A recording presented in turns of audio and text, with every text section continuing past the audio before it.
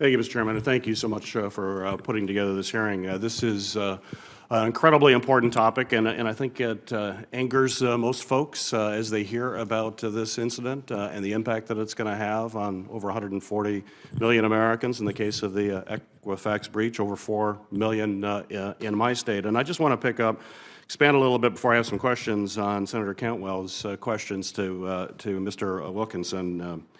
My understanding, I just want to be clear of this, this was a vulnerability that was discovered. There was a patch created. The information went out. And that means, what my understanding is when these go out, bad guys find out about them as well. You're basically broadcasting that there is a vulnerability that people can figure out pretty easily. So at least some of the experts I've talked to have said this was not a sophisticated hack. It was a pretty simple hack because the roadmap was pretty much put out for folks to take. So we've had discussions about national or state actors involved, highly sophisticated networks. This was just basically a roadmap was put out for the bad guys, and they jumped in and got in. Is that correct? It is. I think it goes back to the discussion of when zero-day threats are publicized. They do create a bit of a roadmap for the bad guys, as you said, which is one of the reasons why the need to respond quickly to close down those types of threats in your ecosystem is very, very important. Right. Again, it's best practices. It's well, it is. hygiene. And I just want to paint the picture for the American public to know that basically a roadmap was put out for all the bad guys out there who want to do us harm, that there is a vulnerability, and we have a company that has some of the most sensitive personal information about each and every one of us. And as we heard from testimony earlier, we don't have any choice in the matter. Companies can collect all this information, and they don't even take the time to look at a roadmap that has just been put out that there's a breach. You know, I can't think of a clear definition of gross negligence anywhere. A company that has been entrusted with this most sensitive data and customers didn't have a choice for you to hold it, you're holding it. I didn't ask Equifax to have that information. No one asked to do that. You're holding that and you don't take the precautions when a roadmap has been put out. So I guess, you know, the other question to you, Mr. Wilkinson, is that after a breach has occurred, is it oftentimes a criminal may wait some time too before using this data? Absolutely. So this may be a while before we actually see it being used. Yes. Can you say, in your professional opinion, is there ever a point after a breach, especially one of this magnitude, where consumers could no longer fear the formation of fraudulent accounts, or this could be used against it? No, Senator, and I think that goes back to my original comments, which is this type of data being out in the wild, if you will, is forever now exposed and will never be credibly used for secure identity again.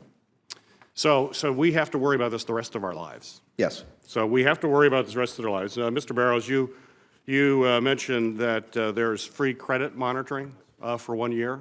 Is that correct for folks who may have been victims of this?